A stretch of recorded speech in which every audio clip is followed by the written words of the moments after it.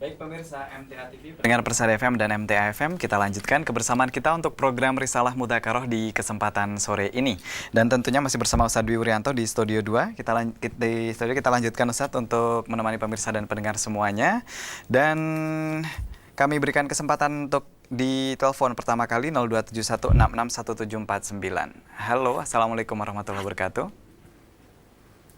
Halo, Assalamualaikum. Ya, Assalamualaikum warahmatullahi wabarakatuh. Iya, Ibu siapa di mana Ibu? Ibu Surati dari Gagak Sipil. Ibu Surati, silahkan. Ibu Surati, mohon maaf, volume TV atau radionya dikecilkan dulu. Iya, ini tes saya menjauh nih. Baik, silahkan. Sudah? Ya.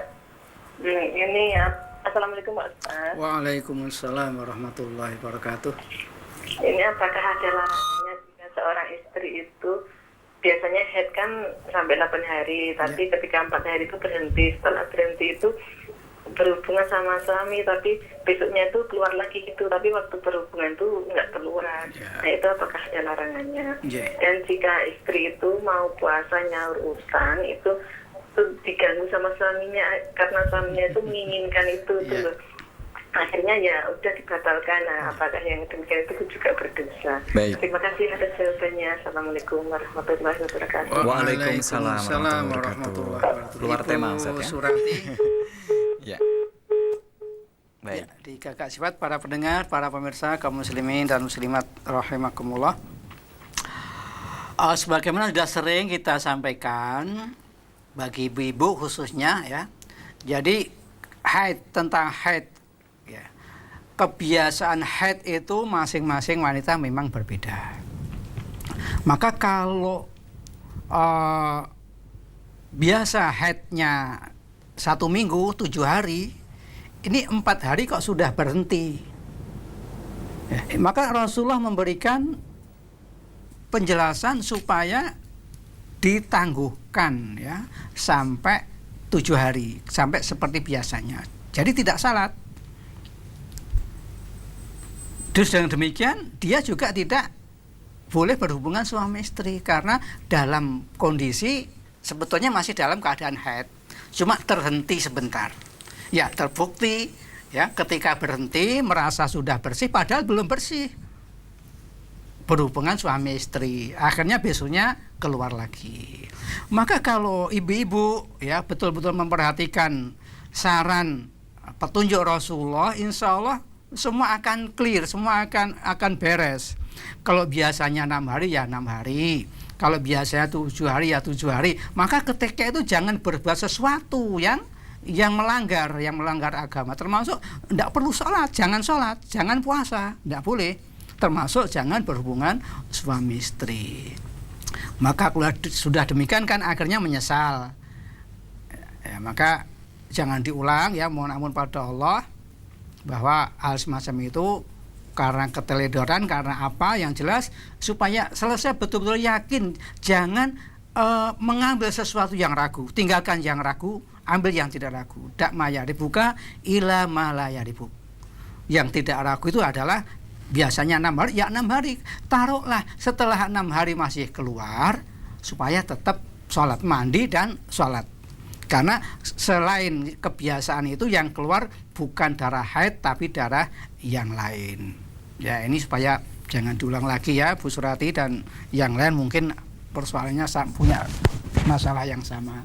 Ya. Kemudian yang kedua, ketika sedang berpuasa sunnah, membayar mengganti puasa atau puasa sunnah yang lain, kemudian digendaki oleh suami, ya sebaiknya dituruti kemauan suami, bukan dosa, malah dapat pahala insya Allah.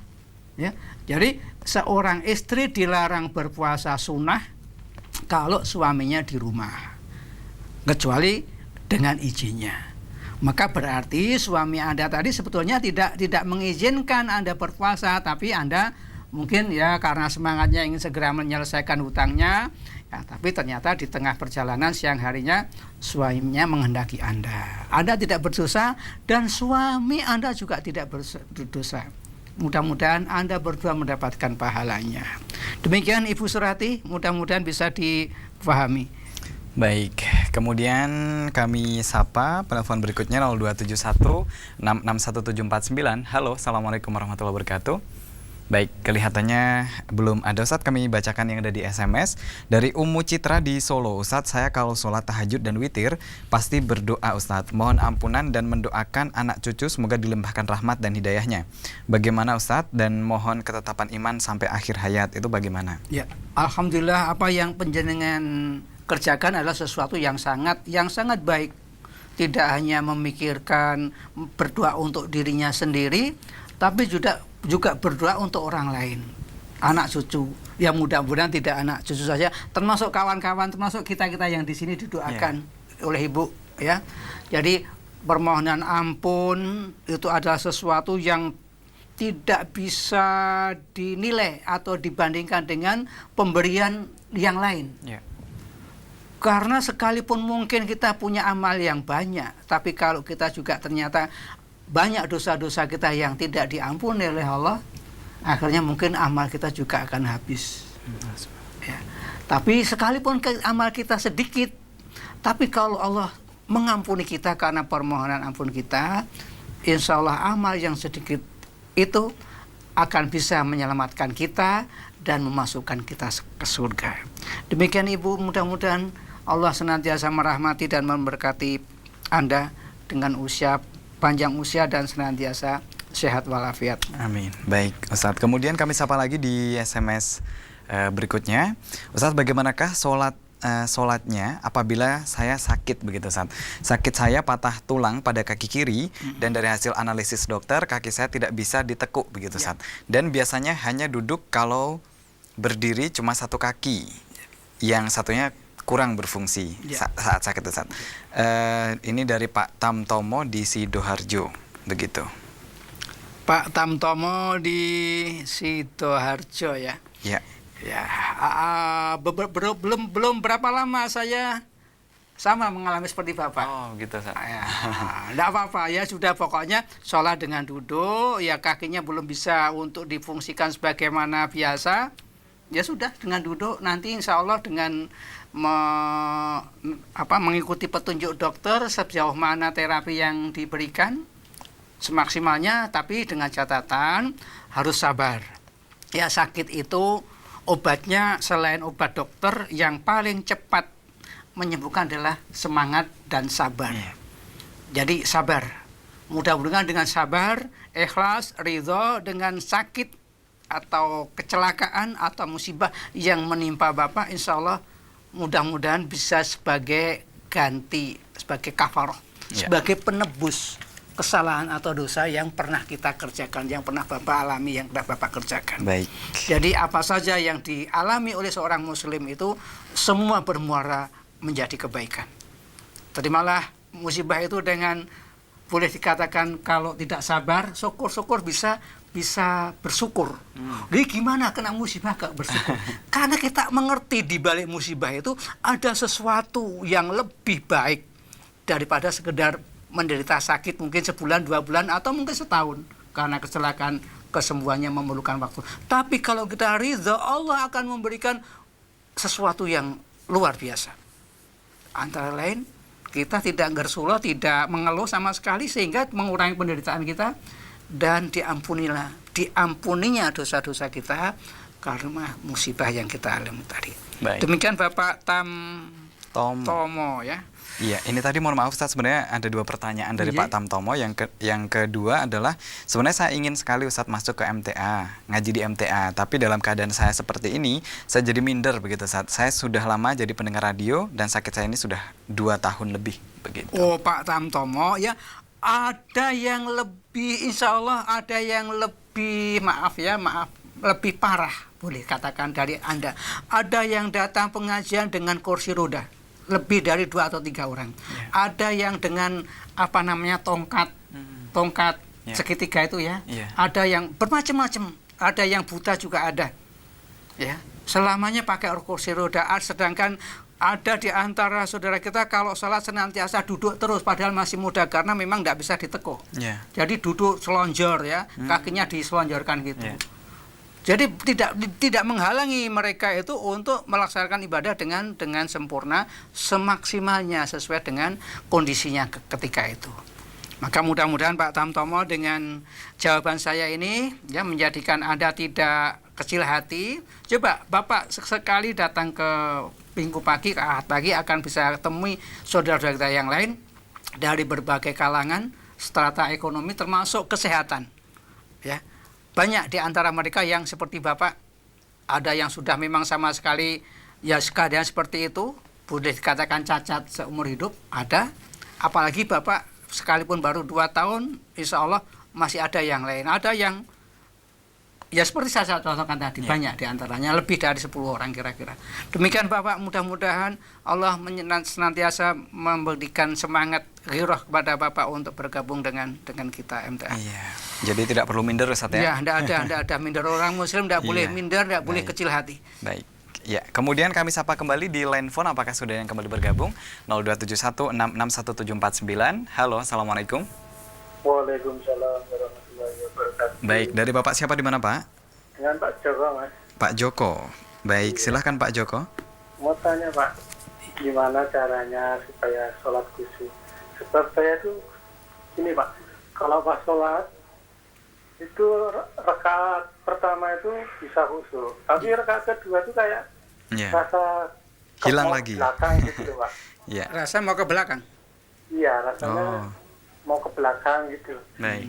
Terus yang kedua, yang saya tanyakan, sholat sunnah itu pakai 2 tisar gitu aja Mas. Iya. Baik. Sebab yang di lingkungan masjid saya itu orang begitu takbiratul ihram paling cuma hitungan detik itu langsung rukuk. Gitu. Oh, baik. Gitu aja. Makasih. Terima kasih Pak Joko. Waalaikumsalam warahmatullahi wabarakatuh. Ya. Jadi bagaimana sholat khusyuk itu? Anda alhamdulillah sudah bagus, rakaat pertama sudah bisa khusyuk, kemudian rakaat yang kedua Mulai kabur. ya mulai diganggu dengan rasa-rasa ingin ke belakang. Nah ini kalau Anda merasakan hal yang semacam itu supaya diabaikan, itu gangguan setan. Gangguan setan memang ada, di antaranya itu setan yang seakan-akan kita kentut. Jadi seakan-akan ada setan yang menarik bulu di atas dekat dubur. Jadi seakan-akan kita mau kentut atau kentut. Itu gangguan setan, dalam sebuah hadis disebutkan seperti itu. Ya, maka sebelum kita sholat supaya betul-betul mengkonsentrasikan diri kita, ta'awud pada Allah, memohon perlindungan dari godaan syaitan termasuk di dalamnya. Dan kalau Anda sudah bisa melaksanakan rakaat pertama tadi khusyuk, tentu saja tinggal melanjutkan bagaimana suasana itu supaya bisa langsung dibawa pada rakaat berikutnya. Konsentrasi gitu Ustaz ya. Tapi semacam itu memang tidak susah. Tidak mudah. Tidak tiap orang bisa melaksanakan. Tapi alhamdulillah Anda sudah punya modal yang baik, yang bagus untuk dilanjutkan khusyuknya tadi, dan menghilangkan gangguan-gangguan yang datang sebetulnya dari diri Anda. Atau mungkin untuk menghilangkan atau melawan gangguan-gangguan semacam itu yang dari diri Anda tadi, coba sebelum sholat, sebelum wudu, Anda ke belakang dulu, keluar atau tidak keluar. Diyakinkan sekalipun tidak keluar untuk melawan gangguan tadi. Maka setelah itu wudu, kemudian sholat. Mudah-mudahan dengan trik semacam itu bisa meyakinkan hati Anda, karena itu termasuk gangguan dari hati. Ternyata tidak, selesai sholat ternyata juga tidak ke belakang, berarti itu kan gangguan dari dalam. Coba dilawan dengan itu, mudah-mudahan bisa ada manfaatnya. Baik. Yang kedua tadi mengenai sholat sunnah pakai doa iftitah atau tidak. Sepanjang pengetahuan kita sampai saat ini bahwa Rasulullah senantiasa sholat sunnah ataupun sholat bukan sunnah itu setelah takbir membaca doa iftitah. Kalau ada pemahaman bahwa sholat sunnah itu tidak perlu membaca doa iftitah, mereka harus menunjukkan dalilnya. Ya, jadi kita melaksanakan ibadah itu berdasarkan contoh Rasulullah. Solu kama ra'aitumuni usolli sholalah, kamu sebagaimana kamu lihat aku Rasulullah sholat. Lah, sholat Rasulullah sebagaimana yang kita ketahui lewat hadis-hadis yang sahih, selalu membaca doa iftitah, baik yang pendek atau yang panjang, boleh pilih. Ya. Apa sih beratnya baca doa iftitah? Kalau memang itu sunnah Rasulullah SAW, yang taruhlah ambil yang paling pendek, Allahu Akbar kabira walhamdulillahi katsira wa subhanallah bukrata wa asila. Cukup ya, tanpa panjang-panjang seperti yang lainnya. Maka kalau kita melaksanakan sesuatu ibadah itu, kita lihat dulu ada contohnya enggak. Kalau enggak ada contohnya, ya jangan kita mereka-reka sendiri, membuat cara-cara sendiri sesuai dengan analisa keinginan atau inovasi mungkin. Ya. Demikian Pak Joko, mudah-mudahan bisa dipanggil. Baik, terima kasih Pak Joko. Kemudian kami sapa penelpon terakhir untuk sore ini. Assalamualaikum warahmatullahi wabarakatuh. Waalaikumsalam warahmatullahi wabarakatuh. Iya, Ibu siapa di mana Ibu? Ibu Patmi di Colomadu. Baik, silahkan. Assalamualaikum Ustadz. Waalaikumsalam warahmatullahi wabarakatuh. Yang ingin saya tanyakan begini Ustadz, kalau mengerjakan sholat sunnah rawatib, Ya. kalau nggak tepat, maksudnya nggak di awal begitu azan itu apa boleh? Misalnya begini, saya masih dalam perjalanan naik bus, terus mendengar azan, kan otomatis saya belum bisa salat. Ya. Nah, kalau mengerjakan sholatnya itu nanti kalau sudah sampai rumah atau beberapa jam lagi gitu, boleh apa enggak? Ya. Gitu. Ya. Terima kasih Ustaz. Sama-sama, Bu. Assalamualaikum warahmatullahi wabarakatuh. Waalaikumsalam warahmatullahi wabarakatuh. Salat rawatib, Bu Patmi dan para pendengar, para pemirsa adalah salat yang mengiringi salat fardu. Ya, baik ba'diyahnya ataupun qobliyahnya. Itu tidak ditentukan harus di awal waktu. Oh, baik. Ya. Ya kalau kita misalkan sekarang mau ngerjakan salat asar. Asar. Ya. Kebetulan asar Nggak ada. Ya, nggak ada.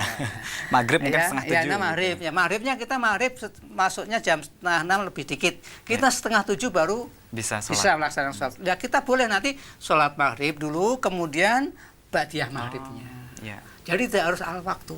Baik. Ya demikian kalau zuhur Setengah kita 2 mungkin. awalnya ya, Ya. qobliyahnya kita jam 1 baru sempat sholat zuhur. Kita ambil qobliyahnya dulu 2 rakaat, kemudian sholat zuhur 4 rakaat dan ba'diyahnya 2 rakaat atau 4 rakaat. Ya. Jadi tidak harus di awal awal waktu. Bu, ya. Mudah-mudahan bisa difahami dan Allah senantiasa menyemangatkan panjenengan dan kita untuk senantiasa menambah ataupun melaksanakan sholat-sholat yang disunahkan tadi. Baik, ini Sholat-sholat rawatib yang muakkad ataupun Ya. yang ghairu muakkad. Ghairu muakkad. Baik, di SMS kembali kami sapa Ustadz. Ini 2 pertanyaan terakhir untuk di SMS. Ustadz, gaji suami hampir 90% diberikan ke istri dan dizakati 2,5%. Apakah pahala dapat suami istri terima begitu Ustadz? Iya. Apakah Oh, dua-duanya? dua-duanya sama-sama melaksanakan perintah Allah dengan ikhlas. Ya. Jadi ya dua-duanya dapat. Insya Allah dua-duanya dapat kebaikan, dapat pahala karena melaksanakan perintah Allah tadi. Dapat rezeki, dikeluarkan zakatnya, disedekahi ataupun perbuatan-perbuatan baik yang lain. Siapa saja yang terlibat, kalau terlibat biasanya untuk negatif ya. Kalau baik itu istilahnya selain terlibat apa? Ya terlibat Terlibat, perbuatan baik ya dengan ikhlas, semua saja insya Allah akan ada pahalanya. Iya. Demikian Ibu, para pendengar, para pemirsa, kaum muslimin dan muslimat rahimakumullah. Apa yang bisa kita bicarakan sore hari ini mudah-mudahan bermanfaat bagi kita bersama dan Allah senantiasa mengampuni segala kekurangan dan kekhilafan kita. Assalamualaikum warahmatullahi wabarakatuh. Waalaikumsalam warahmatullahi wabarakatuh. Baik pemirsa MTA TV, pendengar Persada FM dan MTA FM dimanapun Anda berada, usai sudah kebersamaan kita dengan Ustadz Dwi Wuryanto untuk program Risalah Mudzakarah edisi Rabu 13 Agustus 2014 atau yang bertepatan dengan 17 Syawal 1435 Hijriah. Kami mewakili seluruh kru yang bertugas mengucapkan terima kasih dan wassalamualaikum warahmatullahi wabarakatuh.